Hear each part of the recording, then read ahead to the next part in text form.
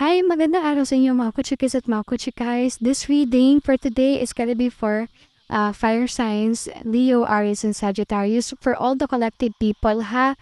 Again, this two set of cards I have here is the Wizard's Tarot card and then the Witch's Tarot card, which I will be using for the reading para po sa love life situation at ito naman ay for financial situation na meron sa inyo sa ngayon. This will be a timeless reading.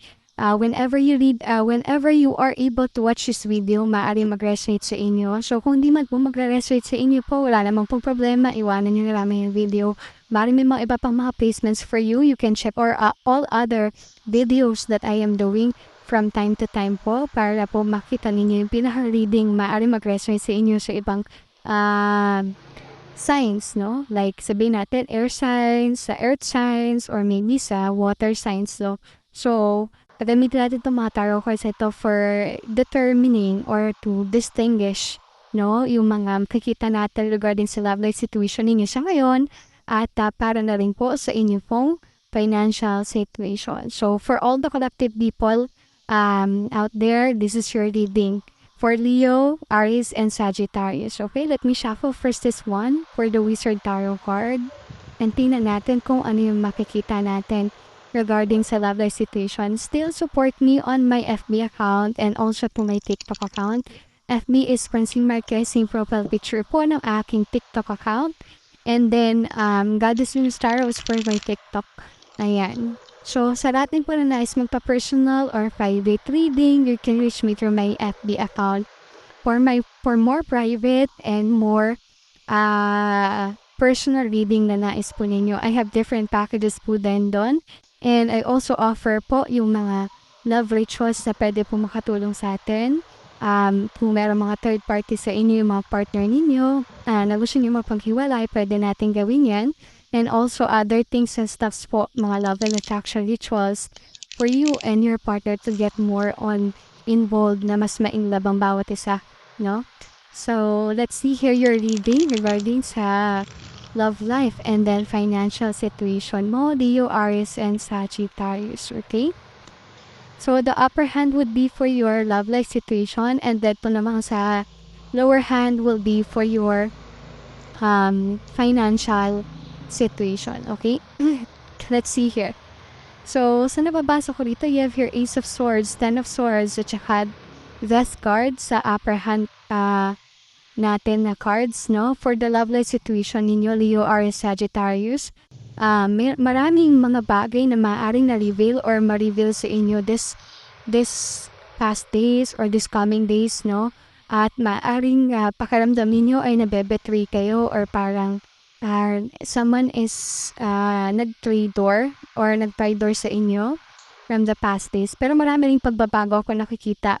Ang kailangan lang ninyo sa love life situation ninyo, kung yung partner ninyo ay pakiramdam ninyo na bebetray kayo in other situation, no? Maaring hindi lang siguro kung meron mang naging third party or iba pang mga bagay na parang napili niya na betray kayo sa ibang mga bagay, ay marireveal naman sa inyo yan. At mapag-uusapan ninyo dapat ng partner mo para magkaroon ng pagbabago, yung mga changes na tatawag natin. Kasi once this changes or this change happened to both of you, maraming mga bagay ang magagandang mangyayari to your relationship with your partner. Okay? So, kailangan nyo lang is to accept things and then pag-usapan ninyo kung ano yung mainly problem ng situation na meron sa inyo, no? Yan yung nakikita ko so far sa love life situation mo, Leo, Aries, and Sagittarius for all the collective. Yan, kung hindi mag-resonate sa inyo, check nyo pa yung iba kong videos, baka doon sa ibang mga signs maaaring mag-resonate sa inyo kasi we have other placements din po, no, na tinatawag. Ayan, so meron din tayo dito sa lower hand ninyo for the financial situation, ang Two of Swords, Five of Pentacles, at Ace of Cups. So ikita ko dito naman regarding sa financial situation ninyo, Leo, Aries, Sagittarius, ayan, maraming mga bagay na parang heart and mind disagreement. Parang marami kayong hindi na pagkakasunduan, either ng partner mo o sa sarili mo na parang nahihirapan ka to move forward about the financial situation. Maaaring may mga bagay na parang pakiramdam mo natuyo ka or pakiramdam mo hindi ka nag-earn ng much money na kailangan mo from the past weeks.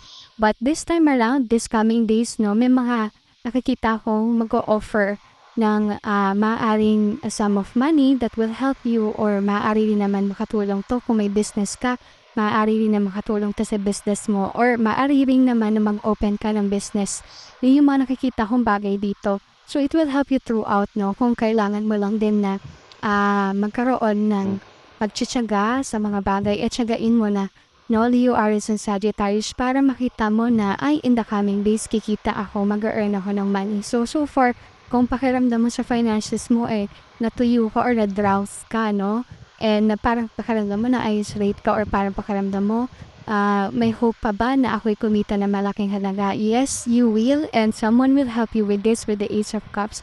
So, ibig sabihin nito, maaring this coming days or this coming weeks, pag kumita ka na dun sa business mo or sa mga ginagawa mong business or gagawin mong business, ay possible na kumita ka ng malaki. Okay? So, at yung mga nakikita ko so far for the love life and financial situation for you, Leo, Aries, and Sagittarius. So, for the collected people out there, ayan. So, maraming salamat po for supporting me.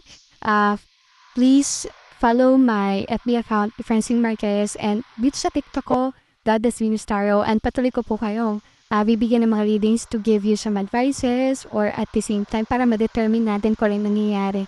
Okay? Sa inyo pong mga buhay-buhay, no? Ayan, maraming salamat po mga kutsikis at kutsikais, at magandang araw po.